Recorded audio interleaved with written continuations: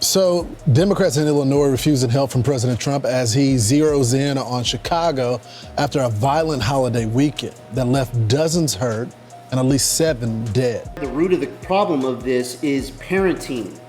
We are failing these kids. We're grooming kids to pay attention to what other criminals are doing, what music is telling kids. I mean, there's so many things that contribute to how these kids are being molded into criminals.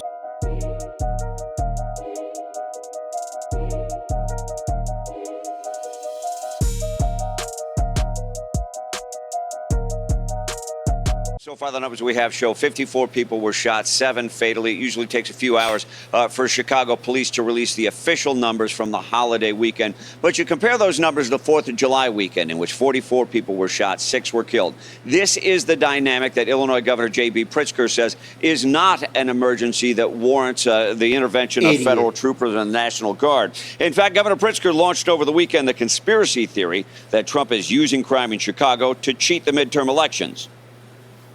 Other aims are that he'd like to stop the elections in 2026 or, frankly, take control of those elections. He'll just claim that there's some problem with an election, and then he's got troops on the ground that can take control, if, in fact, he's allowed to do this.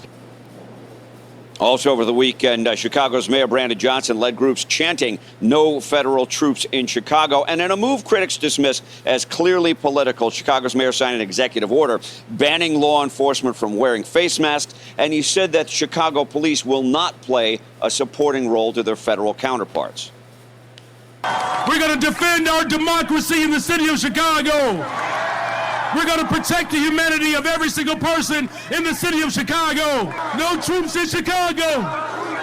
No troops in Chicago. You know who's chanting? All these people chanting that they don't want troops to help safeguard this city and help stop and lower crime are people that are criminals themselves or people out here getting paid to chant this. There's been so many videos of town council meetings in Chicago where so many citizens there are yelling and screaming at this man to help them, help their community, lower crime. A lot of these people are asking Trump to come to Chicago. And yourself with somebody who's obviously a one-term mayor, if he even makes it that far, you better be worrying about your job. You better be worrying about your longevity, because we're going to vote and we're going to get you out because you ain't doing right by us. That's what time it is. We need that money in my neighborhood. We need that on my block. So I'm asking y'all to use our tax money for our people. We need it. You and all these Democratic mayors out here and governors, y'all talking about crashing out for these illegals, right? You all sit up there and said you will not allow Trump to come in here and get these illegals. Yeah, you can smile. We're in $1 billion deficit. And you spent half of our money, half of that on illegals. Trump, Tom Homan, make an example out this right here first. Please come here first, because you know what? We're going to help you.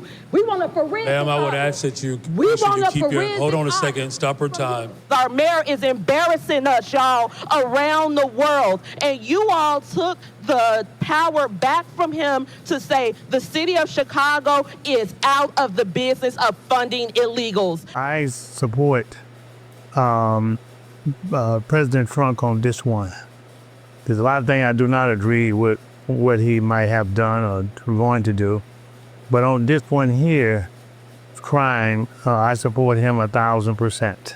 The man he interviewed, Willie, he went on to say, he said the mayor and the governor have a lot of security around them, but what about the security around the people?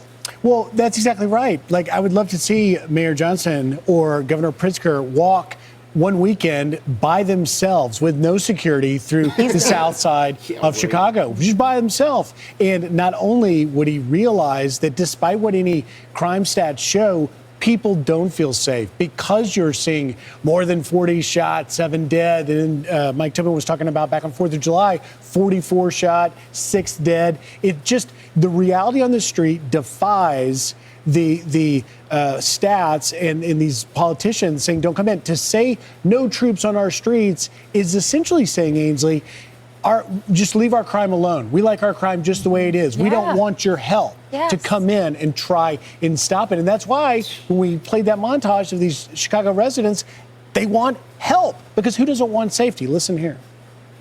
Ridiculous. It's just gone from bad to worse to disaster. No one really feels safe. It's impossible to feel safe in a city like this, especially with the leadership we have. These kids are carrying guns like around the ages of 8 years old, and they're killing other 8-year-old kids with guns. It's insane. My opinion, not enough police officers.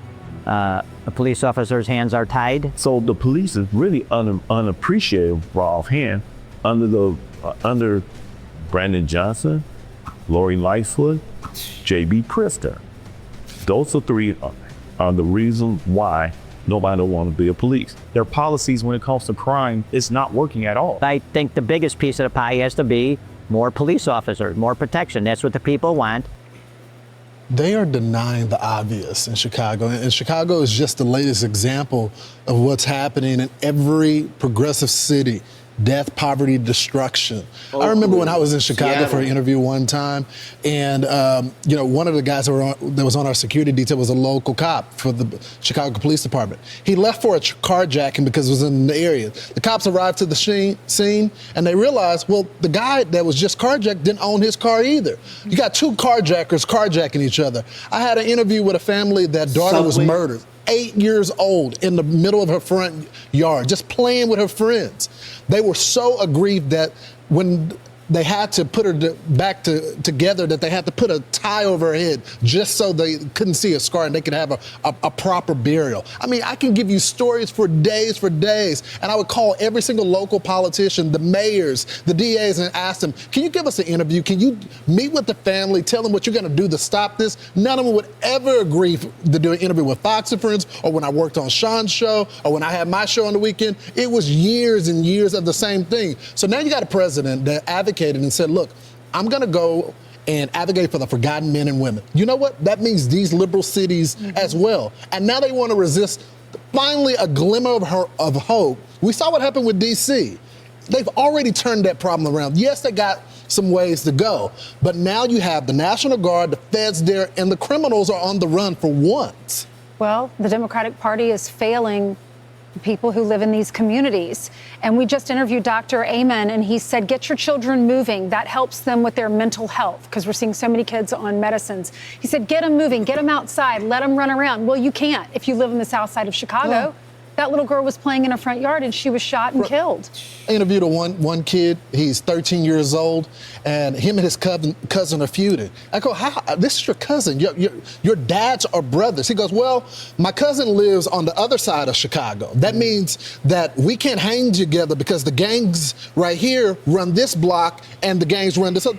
You're robbing kids of a future. I know, of a childhood, it shouldn't be that right. way. It's a great point that you're raising, Lawrence, because in D.C. specifically, and it's similar in Chicago, you have a mix of major gang affiliations like MS-13 or Tren de Aragua, but then you've also got these crews that are block by block, and some specifically do more carjackings. Others will set up an open-air drug market. And so the crackdown is really given President Trump with the guard deployment a way to sort of hit a reset button, right? So if you park a Humvee with guard guys in front of a store that for years people have walked in and just looted and walked out with stuff, which is why you got to get your toothpaste behind a locked glass case. Do you think those criminals are going to march past a Humvee and guard troops and rob it? No, they're not. No. So what's that do? It resets the clock and allows the police departments to take the reins. Well, you know,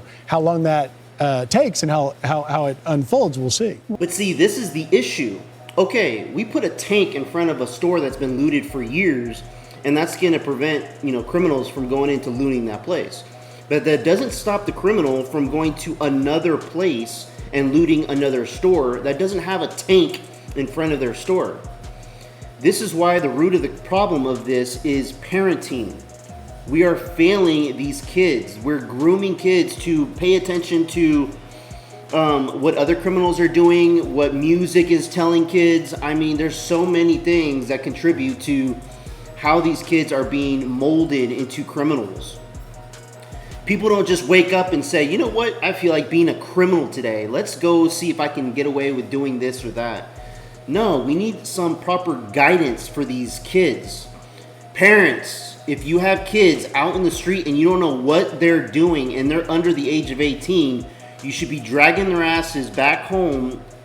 And if they get caught doing something they're not supposed to, whoop their asses. It's not child abuse, it's discipline. Letting your kids know, hey, you get into that type of you're gonna get yourself killed or put in jail. I don't want you to go down that route. I want you to survive. I want you to succeed in what you want to do in life. Positive things. Parents have become so weak throughout the past couple years. A lot of these helicopter parents thinking they can just give their electronics to kids and say, you know what, I'm raising my kid right because the iPad is telling them 1 + 1 = 2. So yeah, they're gonna have a bright future. No. Parents need to teach morals, values. This is something that is not going to be taught through an education system. Parents are very important. Now, for those of you out there that are single parents, it's tough, it's hard, I understand. I come from a single parent home, so I understand that, you know, it's going to be tough on that. And kids don't realize it. And we're not going to realize it until we become adults ourselves, and then we see the bigger picture. But until then, parents, whether you're single parent, whether you're dual parents, teach your kids about, you know, everything that's going on in the real world. Take them to juvenile halls. Take them have them do a ride along with a police officer in your local community. I mean, anything you can think of to really open the eyes of your kids so they don't come out here and get molded into being criminals. And I also want to say it's a huge failure from these Democratic cities. Illinois especially. I mean, California is another one. There's so many of these blue cities, blue states that are not giving a damn about their people. And their people are rising up and saying, hey, we need help. If there's one person in the room that says we need help and you're not doing anything about it, you don't care about the safety of that person or the safety of the whole situation. This is my opinion. Let me know what you guys think about this in the comments below. Like and subscribe. I would appreciate it. Till next time, peace out, everybody.